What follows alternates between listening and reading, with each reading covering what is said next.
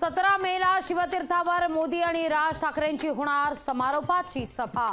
मोदी आणि राज ठाकरे पहिल्यांदाच येणार एकत्र।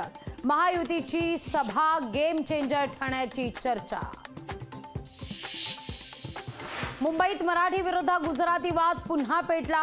विलेपार्लेमध्ये मराठी माणसाला घर नाकारल्याचा आरोप। शिवसेना उद्धव बाळासाहेब ठाकरे पक्षाचं आंदोलन। ठाकरेंच्या बडगुजरांवर तडीपारीचा बडगा। निवडणुकीच्या काळात पोलिसांकडून खबरदारीची कारवाई। विशाल पाटलांवरील कारवाईवरून मविया संशय कल्लोळ। सांगलीत काँग्रेस बंडखोरांमुळे कमळ फुलण्याची चिन्ह। एकनाथ शिंदे गद्दारच राहणार, मेरा बाप गद्दार है। श्रीकांत शिंदेंच्या डोक्यावर लिहिलंय।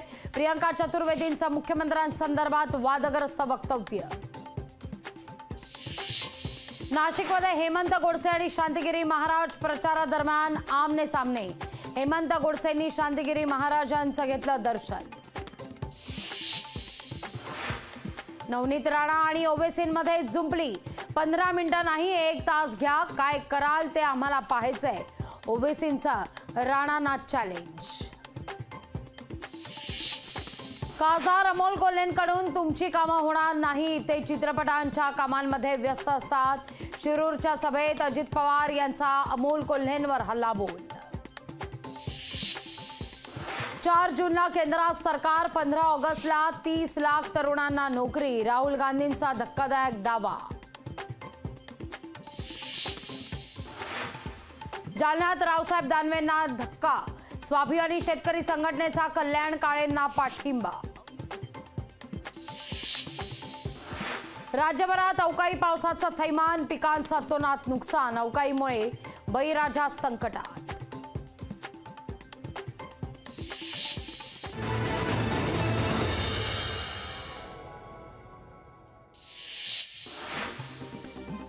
उद्या संध्याकाळी राज ठाकरेंची पुण्यात धडाडणार तोफ। महायुतीचे उमेदवार मुरलीधर मोहोळ यांच्या प्रचारार्थ राज ठाकरेंची सभा। राज ठाकरेंच्या पुण्यातल्या सभेला काँग्रेसचा विरोध। सारसबाग रस्त्यावर होणाऱ्या सभेला विरोध। राज ठाकरेंच्या सभेची जागा बदलण्याची मागणी। संजय राऊत उद्या नाशिक दौऱ्यावर। राजाभाऊ वासेंकरता राऊतांची जाहीर सभा। जालना निवडणुकीची प्रशासनाकडून जय्यत तयारी। 13 तारखेला होणार मतदान। यवतमाळ नगर परिषदेविरोधात नागरिकांमध्ये तीव्र संताप। नागरिकांनी प्रशासनाला निवेदन देऊन देखील दुर्लक्ष।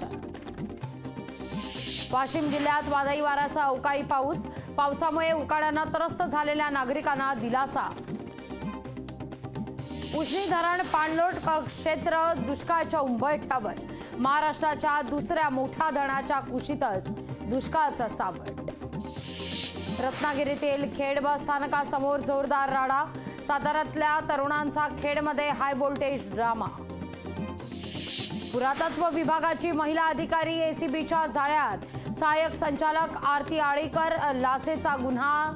ना हरकत प्रमाणपत्राकरता घेतली 1.5 लाखाची लाच। पुण्यात पीएमपीएमएलच्या बसला आग। भारती विद्यापीठाजवळ बसला आग। सुदैवानं जीवितहानी नाही। मध्य प्रदेशच्या भोपाळमध्ये भाजप नेत्यानं अल्पवयीन मुलाला मतदान करायला दिलं। मतदान करत असतानाचा व्हिडिओ सोशल मीडियावर व्हायरल।